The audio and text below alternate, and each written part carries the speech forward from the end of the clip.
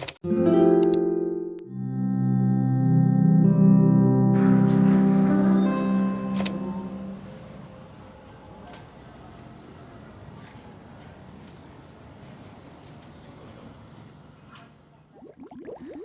trip to the city that glitters and glows. Amsterdam 2026.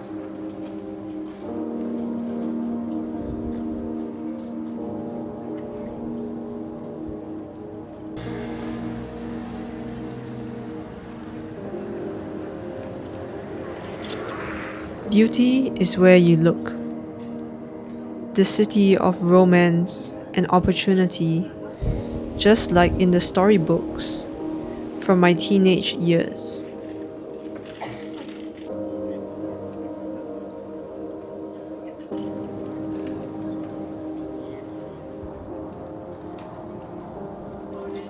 The glow of the people who spend their weekdays cruising down the canals of this city's landscape.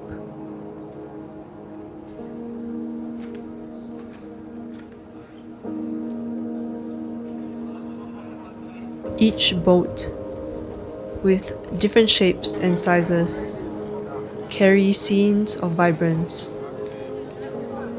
Young and old, all gather by the streams that nourish them in the sunny afternoon glow.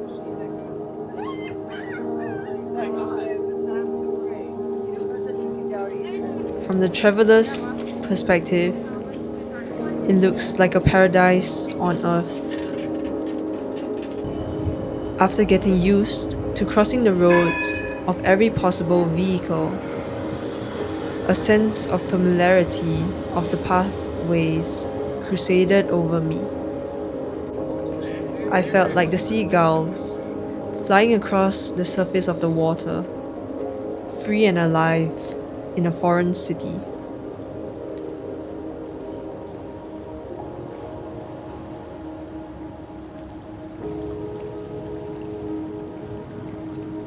And yes, it's true that beauty is where you look.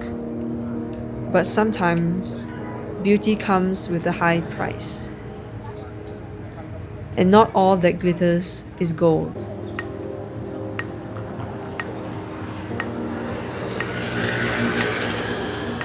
Especially when you only look at the gorgeous views of boats and falling petals slowly gliding through the perfect weather. You tend to walk past the people sitting on the same level as the trash, and those that only see the dirt on your sneaker laces daily.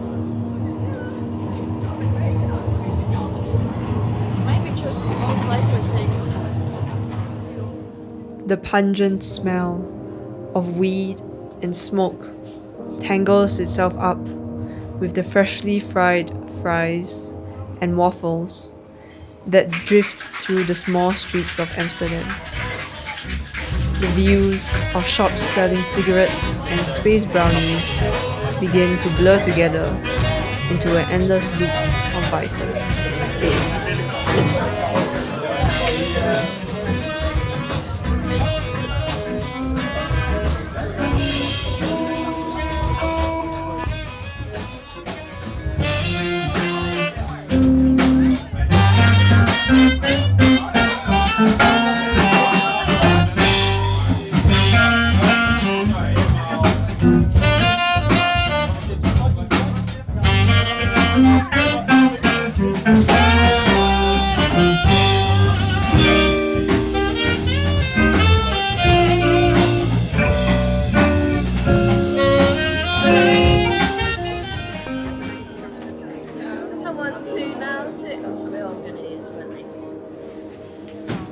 We tilt our cameras towards the clear sky and historical buildings,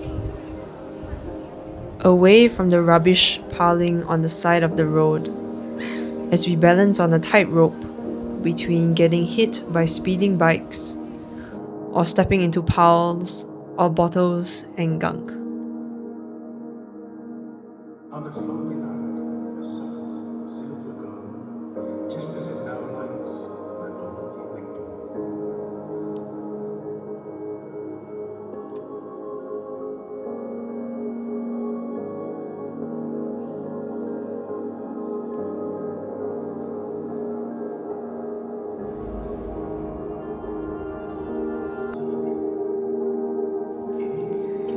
We are attracted to that which shines, and there's something mesmerizing about the red lights that hypnotized us into the trap of the main show of the city on the last day of our trip.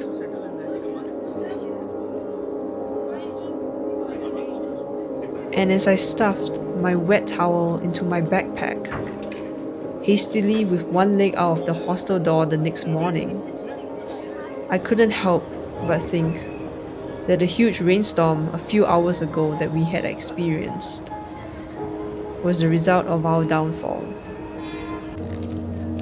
Oh, that's nice. You know, I was curious, even excited, to see what all these young men were looking for. Like a boy at a vending machine, picking and choosing from the neon red lights of the district. Each candy loosely covered with a different colored wrapper. This is Amsterdam's red light district. Beyond all the beautiful waters, boats, shops, and streets was this special place that only comes alive at night when everything else has gone to sleep. Bro, you took so long.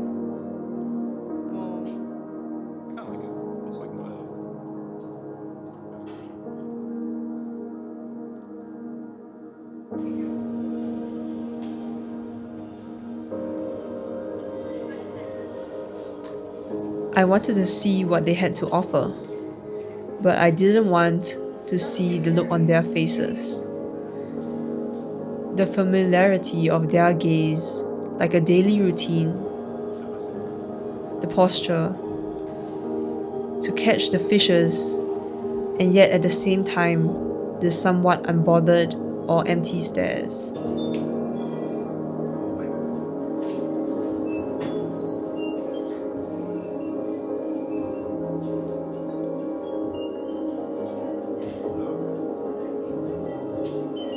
They seemed to be staring past the people and at the walls of the buildings or the rivers instead. These were sweet, special candies, wrapped and rewrapped based on the seasons.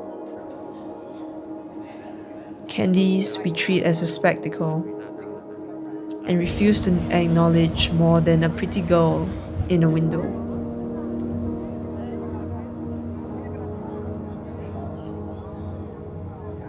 Every yearning gaze is an opportunity for a job. And yet, on the last day of our trip, the rain washed away the candies before they could even get a lick.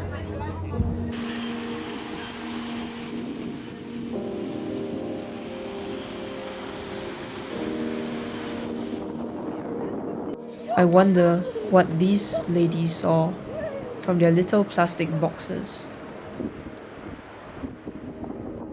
A life they chose, or a life chosen for them? Hello!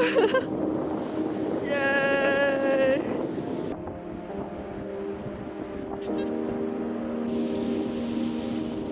Woohoo! Yeah!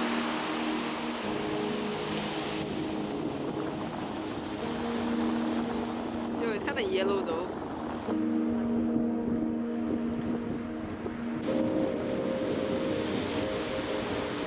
Show me your shell.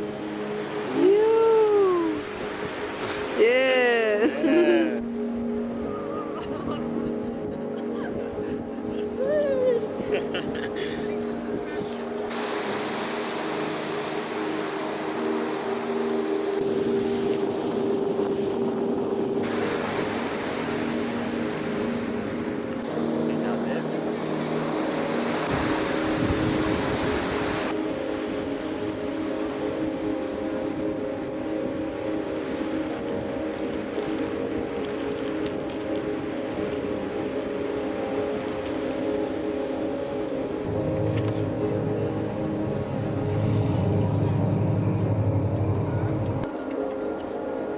Maybe, that night, the rain belting down against the glass sealed their deals for the night, and the cigarette smoke that fogged up the window blurred their vision of what they saw of the world outside.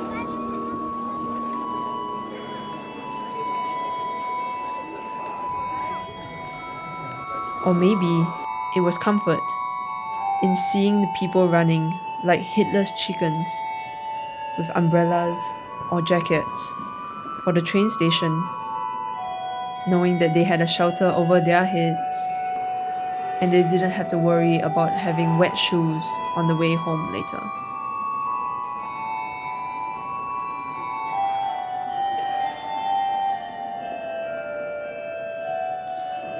And I wonder, is Amsterdam what they made it out to be?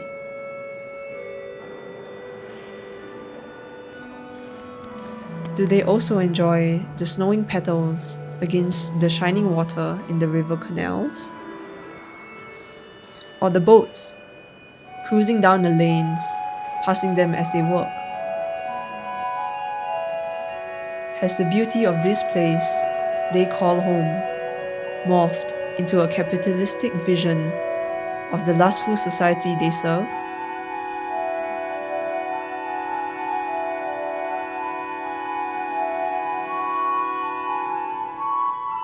Or have they used their prowess to get on top of the system? Well, my view of this city is but the tip of an iceberg.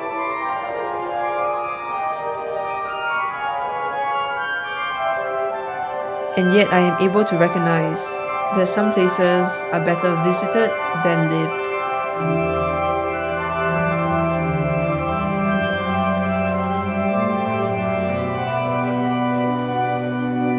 Because we are all here for fun and play as tourists, but we aren't ready for the realities of travel destinations that we romanticize.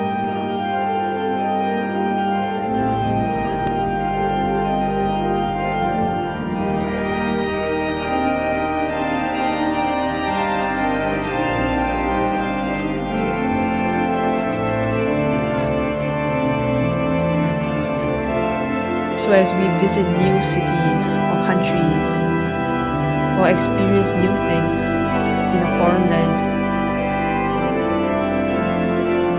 let's not forget to think deeper about the environment or society that we put ourselves in.